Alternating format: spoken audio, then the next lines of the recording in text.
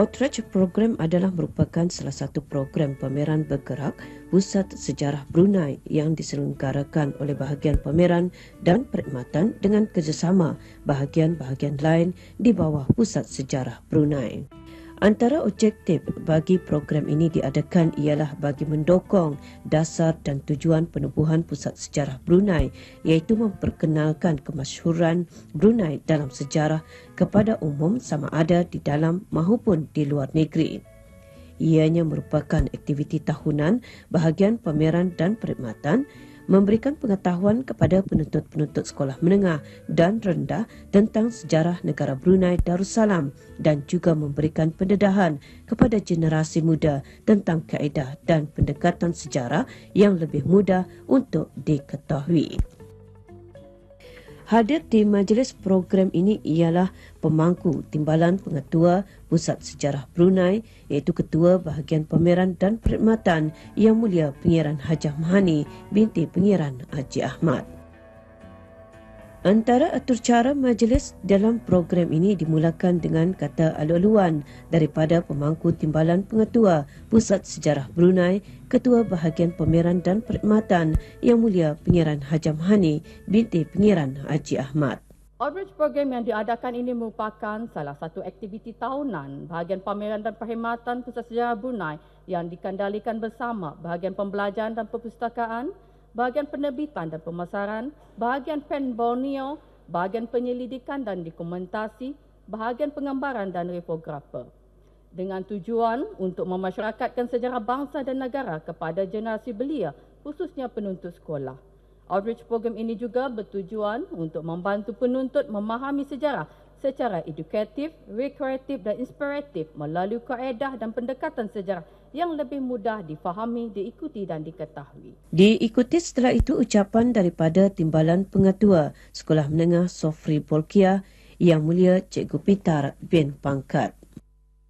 Pengisian outreach program ini selain daripada taklimat dan penerangan ringkas berkenaan dengan fungsi dan dasar penubuhan Pusat Sejarah Brunei, ia juga mengandungi aktiviti-aktiviti lain yang berbentuk sejarah sesuai dengan peranan Pusat Sejarah Brunei, iaitu untuk memberigakan persejarahan negara kepada masyarakat umum, khususnya kepada generasi muda agar meminati dan mencintai sejarah bangsa sendiri.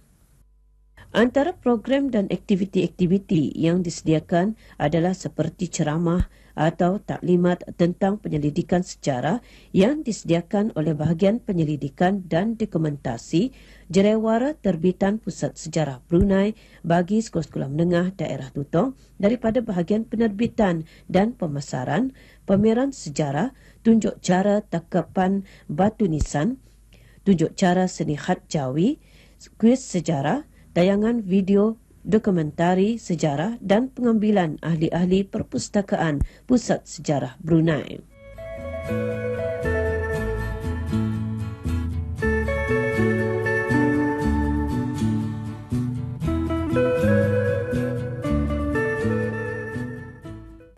Tidak mengenal cara hidup yang lain. Air pasang surut yang memukul tiang rumahnya, bayang-bayang di air, sinar matahari yang menyuluh halus sungai. Dalam keadaan suasana inilah si Ali besar. Dari kecil lagi, si Ali belajar mengayuh perahu, mengenali pedian dari suara jajaan mereka, mengetahui dari tiupan angin bilakah perahu nelayan akan berangkat belayar atau pulang.